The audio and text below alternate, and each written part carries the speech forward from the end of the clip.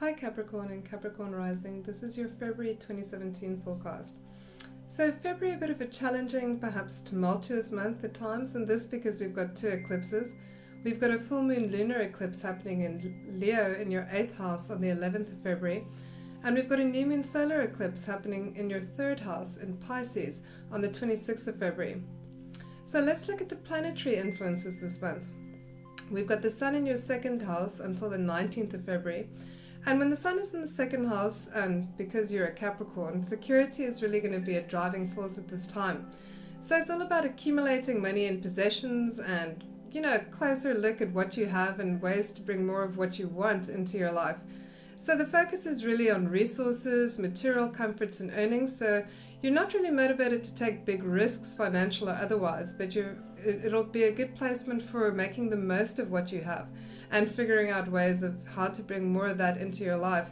So money and how you make it the focus, assets and possessions, and so really enjoying your resources and being resourceful. From the 19th of February, the Sun goes into your 3rd house, and this is the house of routine matters, siblings, short journeys. So there can be a lot of busyness and movement here, especially because Mercury will be moving into your 3rd house from the 26th.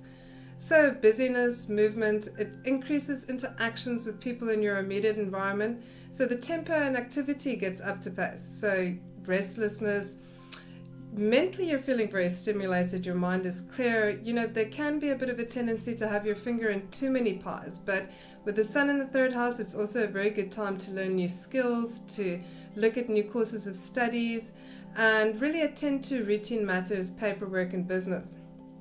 So Mercury will be in your 2nd house until the 26th of February, and this puts attention on what you value into your life. So how can you bring more of what you value into your life? And you may find that negotiations around property, money and possessions are increased at this time. There's also a concern with business and commercial affairs, and you may also find that you do a lot more shopping, especially for gadgets.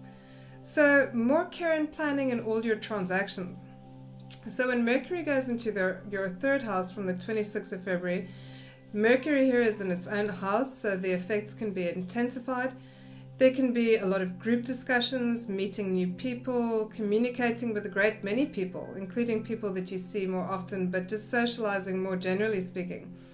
So this is a good placement also for research and study, for gathering information. You can present your ideas very well at this time, so this is very good for interviews, for selling yourself, presenting ideas, whether it's in negotiations or in conversation. So the focus here is really on clear communication. In business, you want to clarify everyone's position and views before proceeding further. So Mars is in Aries this month, and it's going to be in your 4th house. So Mars in Aries is in its own sign.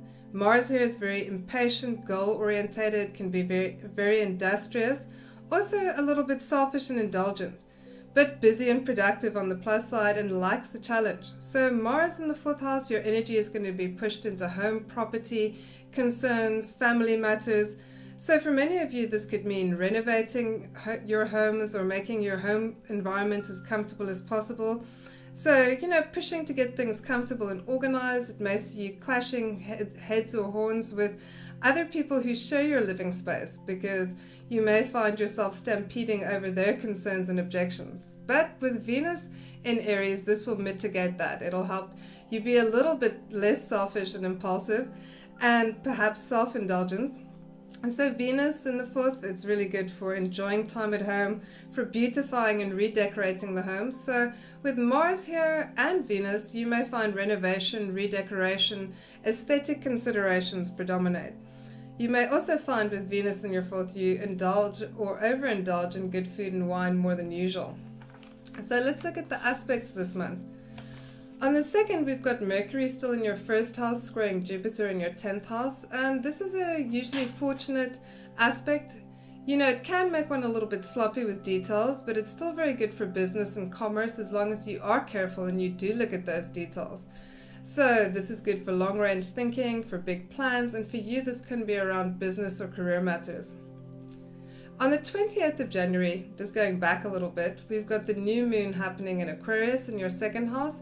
So that puts the focus on security, money, resources, making the most out of what you have. You're very orientated by stability and security. And this new moon energy runs for the first 2 weeks of the month until the full moon on the 11th. So here it's about finances, budgets, setting realistic financial goals, and looking at ways to increase your income. With the moon and the sun in your second house, you're not so keyed in on taking big risks at this time. You're too motivated by security as a driving force. So not financial risks, more financial budgets, planning, and shrewd investments perhaps.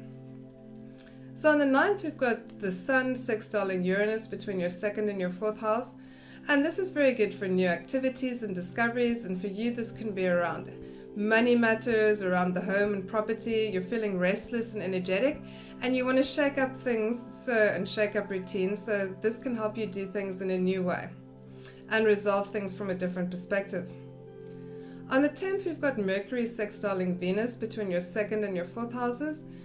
And Mercury and Venus together are of course very good for declarations of love and friendship and scenic and aesthetic matters, so relaxing, leisure and enjoyment. And for you this can be around family and family members, so having leisurely and light conversations with family. With Venus here, this could also see you beautifying your home and some aesthetic considerations in this regard. So the full moon lunar eclipse is happening in Leo in your 8th house. So the 8th house is that house of financial matters, joint investments and resources. And all full moons can, really highlight emotions, and emotions can peak. So it's a time when you evaluate your relationships. With this placement in the 8th, it can really be looking at the give and take in your relationships. And this is a good time to kind of purge yourself of emotional baggage, particularly the previous 6 months. There's very favorable aspects between the luminaries and Jupiter, Saturn and Uranus.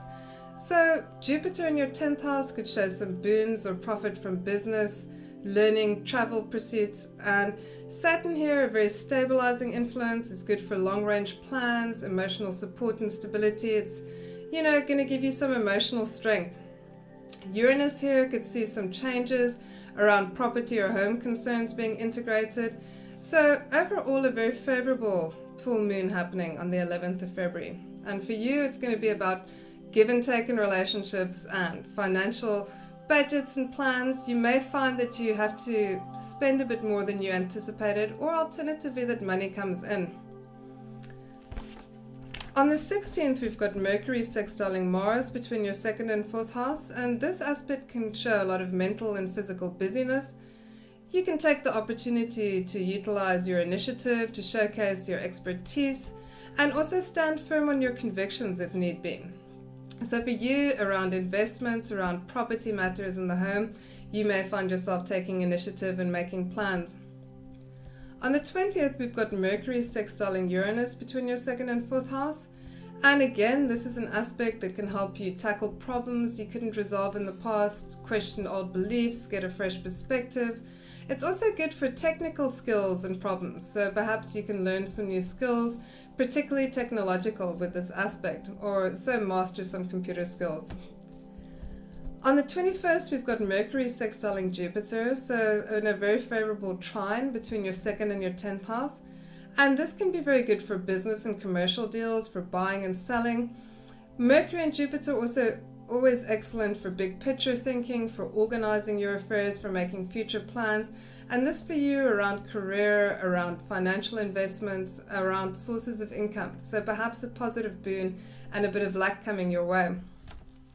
On the 22nd, we've got a tricky aspect between Mars and Pluto.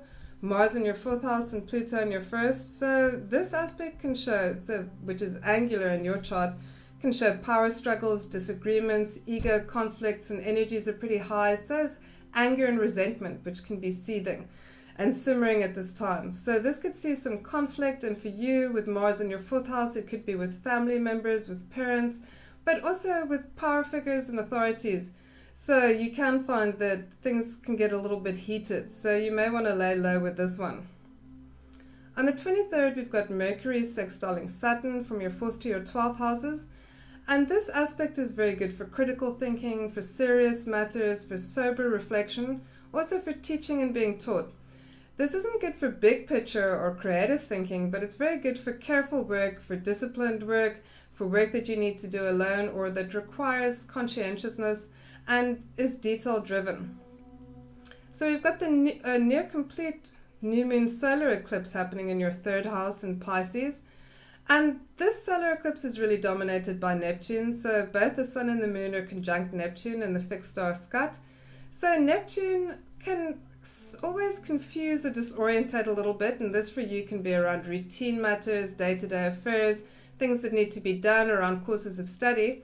But on the other hand, Neptune does favor artistic and creative studies, and so those things could be favored under this transit.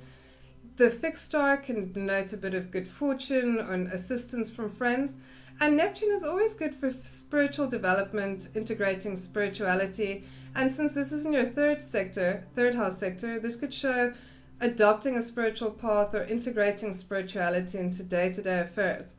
So with this new moon solar eclipse being near total, the effects of this can still play out over the next 6 months. So unfold over time and develop. So perhaps you will find yourself setting out on a new course of spiritual development or studying something artistic or creative and find that luck favors you a little bit.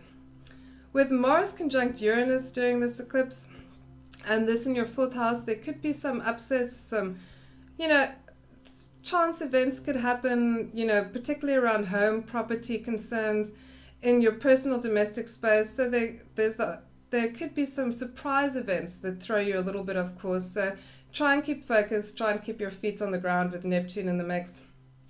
So the month concludes with Mars opposing Jupiter between your 4th and your 10th house. And Mars still conjunct Uranus at this time, so you'll want to be a little bit careful.